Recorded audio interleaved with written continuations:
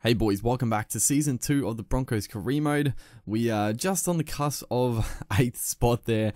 The points differentials is pretty bad in the negatives, but you know, all we have to do is win enough games and the points difference should work itself out. But we're taking on the Eels, and yeah, we gotta win last start. So hopefully we can just get a little bit of momentum, as the Eels actually had Robert Louis back. Partnering Mitchell Moses, so Corey Norman's actually on the bench. Pretty handy player to have in your reserves, I guess, but a little strange. Yeah, I don't know, I think the Eels are going okay, and when I say that, they're probably coming last. I have no idea where they were on the ladder, but yeah, we just need to find some consistency. You know, it's pretty simple. We just keep winning one.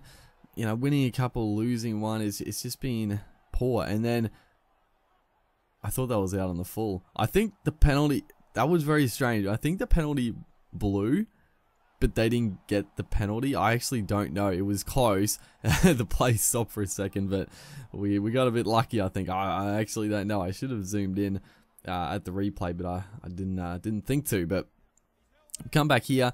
We actually did have a break with Pengai Jr. I tried to spread it out to the winger. And just a bit of a miss pass, as the Eels on the attack now, bit of counter attack. Still very early in the game. A fair bit has happened early on here, as Albert Kelly looks for a early kick. It's a good kick. The wind was terrible. It was right in our faces. So if that was a decent breeze, it probably would have been a 40-20. But still a solid kick. You know, scrum about 30 meters out. It's not too bad. Just getting into the game, basically, as Bevan French, definitely a danger man. He's one of these fullbacks that he always beats the first defender, so we always have to cover across with another player just to make sure. Is a great play there. Darius Boyd through the gap, and he pins the ears back. A couple of years ago, that is Darius Boyd, just speed off the mark. It was a great bit of play there. You saw that. I like that formation quite a bit. You know, you have the decoy runner, well, not even decoy, but he can be the receiver, but you have the runner coming back on the inside, the fullback sort of swoops around, and then you have your other couple of men out wide in support as well. And Boyd that time ran the hard line back against the grain, and the hole just opened up. It was beautiful plays. Josh Hoffman here, he's gonna pin the ears back and he's gonna score under the post. Honestly, I thought I could round him up, but he put the afterburners on. I tried to sort of just hold off with Boyd, and that did not work at all. He just took off. So that was a nice play from the Eels. Now as Tony Williams converts, and to make it 6-all, Tony Williams. He's still one of my favorite players. I know he probably seems a bit strange, but I always liked him. His debut for the Eels, I still remember that day. That was the start of it. He played his best footy at the Seagulls, obviously. But the reason I was going to bring him up is just the fact that obviously this happened a while ago, but he got another ACL injury. That's crazy, dude. It's so wild. Like these guys that as look at that pass. Albert Kelly, the magician there, but we get called forward. A bit rough. Albert Kelly with the magic hands to get it to Boyd, and then this offload, that's touch and go. Bit unlucky, but yeah, plays that it just shows like injuries like that, they never really fully recover. It seems like I've done my ACL as well.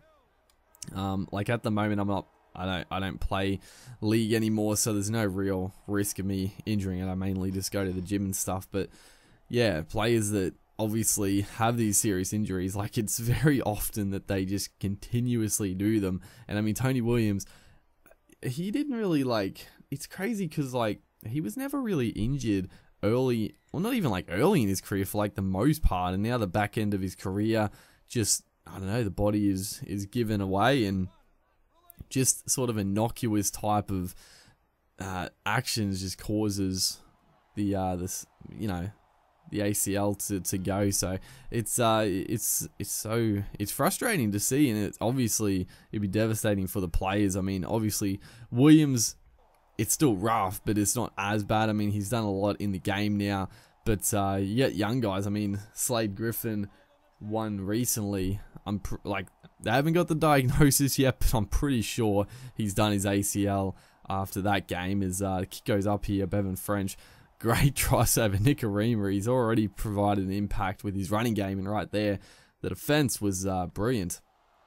As this one gets knocked down, I thought, thought it should have been like a knock on from the Eels, but they get possession and a chance to actually grab the lead, and it's going to be Bevan French. He's going to power his way, get rolled over, so good defense right there. It was touch and go for a second, but we still have to do some work in defense. 4th tackle, both Scott has retired. That's some good stuff. You shouldn't wish injuries on players, but I do hate Bo Scott, and I just sort of feel like it's such karma for Scott. I mean, the biggest cheap shotter in the game gets undone with injuries now after like injuring halves for his whole career with cheap shots. He's the one that retires through injury. You know, I'm an asshole, but Bo Scott is just an absolute wanker. So we do kick the field goal there. I'm talking way too much about real life footy, but I was mentioning Slade Griffin as right here. Jesus, that was deja vu. I actually thought, wait, is this the same game as like I just uploaded? And it basically is. We're gonna concede a try. Just like the Tigers game, I think. We get the field goal, and then right here, I try to pick the man out. I just completely whiffed in a massive hole. That is terrible defense. Like, what can you say? It's just shocking defense. Yeah, it's been a trend this series. I don't know. The problem is, like, I have like long stints in between playing, and then I come back and I just defend terribly. It's poor. It's under 10 minutes. Game's not done and dusted, and the big fella Corey Rhodes is going to streak away here. I think it's Tepe Moraes chasing, so there is no chance, and Corey Rhodes is going to pull us out of the doldrums. Thank you very much, Corey Rhodes. What a monster. Just the big fella on the wing. He's such an asset to have, and scores a length of the field effort.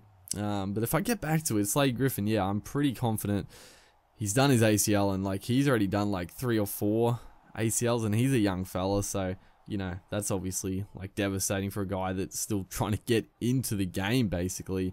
It's right here. When you throw a forward pass, why I threw that ball?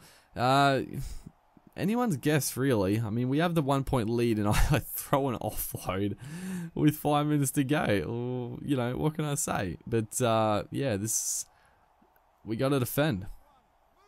And right here, we actually do defend strongly, thankfully. And a little chance to attack, actually. James Roberts puts in the kick for Kahu. He gets hold of it, actually. But that's the game. We got away with the win. That was a rough win. That was scrappy. But hopefully you guys are enjoying the series. Make sure to like, and I'll see you in the next one.